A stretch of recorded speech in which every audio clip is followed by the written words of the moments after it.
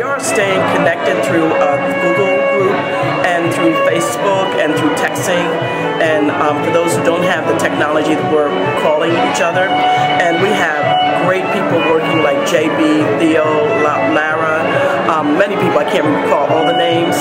But we're at the point right now, we just found out that there's no security at the building now, that they've now put up a fence with barbed wire.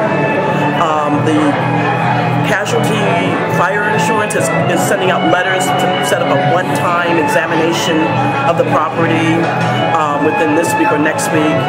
Then we're all, some of us have found housing, some of us are still living with other people. We do have Janie Blackwell and the Office of Supportive Housing, I think that's how it goes. They're working to help us work with, depending on the income level. Then we have the Red Cross as well, helping with trying to see with people as we're trying to relocate.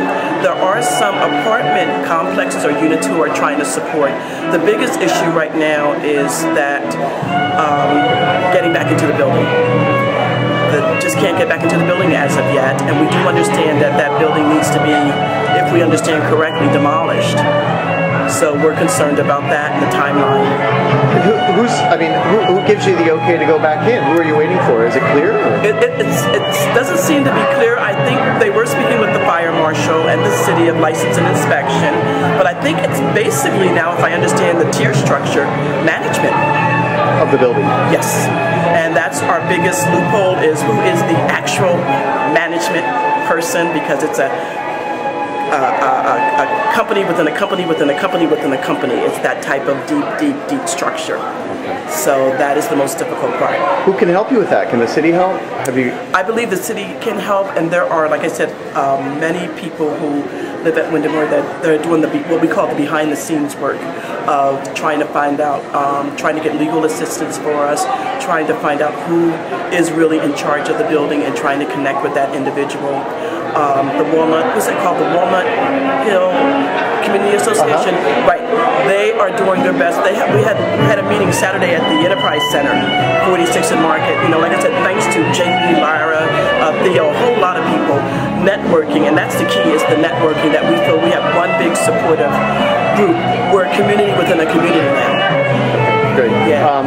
Have you got any of your stuff back? We can't get in. Yeah. Right, we can't get in, and that's the biggest scary thing. But we're hoping, because a friend of mine that had been in a fire years ago said, you never know what's salvageable. Yeah. So to do go. Well, and it seems like that's a decision you want to make too. You don't want somebody else making that decision. Right. What's salvageable. And one of the things we did find out is that between the second and the third floor, there's a fire floor. Okay. Which is very, interesting. So it looks like, according to some articles I read, that perhaps the people on the first and second floor may be more susceptible to probably more water damage, etc., as opposed to a lot of physical damage, which would be great. People need their passports, they need their Visa cards, they need their license. There's so many official documents that we take for granted, we leave at home.